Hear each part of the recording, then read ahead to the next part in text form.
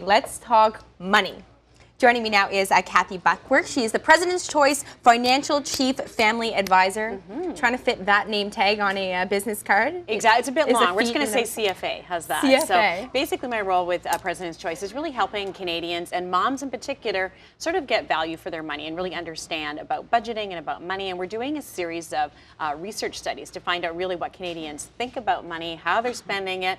We're finding out some great stuff like moms are really the CFOs of their families. We're in charge, for the most part, of our budgets and how we spend our money because we're involved in the day-to-day running of our houses a little bit more than men. I know that's getting more equal, of course, but for the most part, moms are doing that. So we're trying to get some financial literacy things going as well with our kids, and summer right now is the perfect time to start that sort of thing. Okay, and we'll touch upon that in greater detail in just a moment, but PC just held a Financial Mother's Day survey. They did. What were some of the questions that were asked within that survey? It was questions like, we asked a very interesting question, who's the head of your household? And of course, people might interpret that differently, but for the most part, the men were identifying themselves as the head of the household. Shocking, right?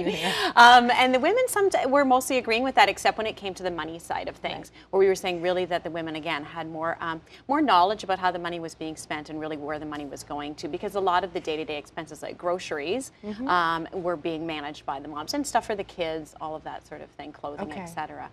So what we also discovered in those series of surveys was that moms being sort of responsible for that, we're trying to pass on those skills to their kids, which is awesome news for moms and awesome news for their kids. So anywhere from the age of 5, sort of starting to teach kids about maybe getting a bank account, that you actually have to work to earn money.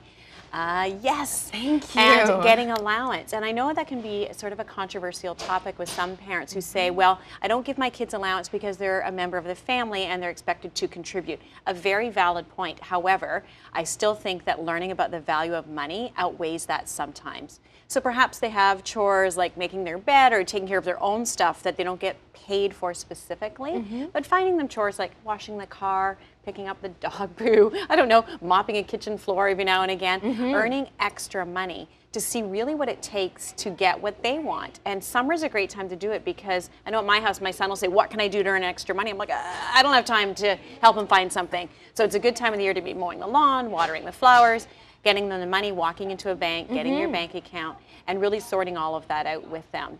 And you're covering so many bases in doing that as well, because you're teaching them the importance of contributing to the family life and maintaining the household, but at the same time implementing the idea that money simply isn't handed to you. That's right. And unlike most moms at the beginning of the school year, which is only 6 weeks away, sorry to raise that, you get all those trips home about field trips, right, and extra clubs they want to belong to. This all costs money.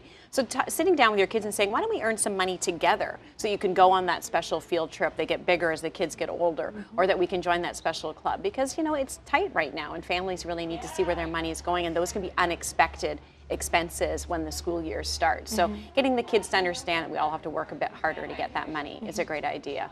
So now, why do you think the idea of perhaps introducing a child you mentioned as young as 5 years old to a bank account has positive effects? Well, banks like PC Financial and most banks have no-fee banking for the kids. So it's great to be able to just do that for them, let them see how their money grows. So adding to the money. And it becomes sort of, they don't want to spend it after a while. They want it, because you like to see that, right? Yeah, you like to see the little grow. balance growing. It's exciting for them to get their updates, etc. So I think when you start at a very young age, it brings the idea into their head that money isn't an infinite resource that we can put into, we can see it grow, but we have to take money out as well if we want to buy something. So great for math skills as well. I'm all about learning in the summer, seeing how the money grows and how you really have to earn it. I think is a valuable lesson, and you can start as young as 5. They're old enough to do a few things around the house. Just a qualifier there though, don't expect them to do some of the stuff maybe as well as you might do it. Don't correct them on their chores. If they say I'll mop the floor, it's a 5-year-old or a 10-year-old mopping the floor. It's the effort that goes into it, and the reward that comes with it is the most important lesson you're teaching them. Thank you very much for coming in and speaking to us today. I think that financial awareness is something that will it lasts for a lifetime. Absolutely, and something we need to teach our kids.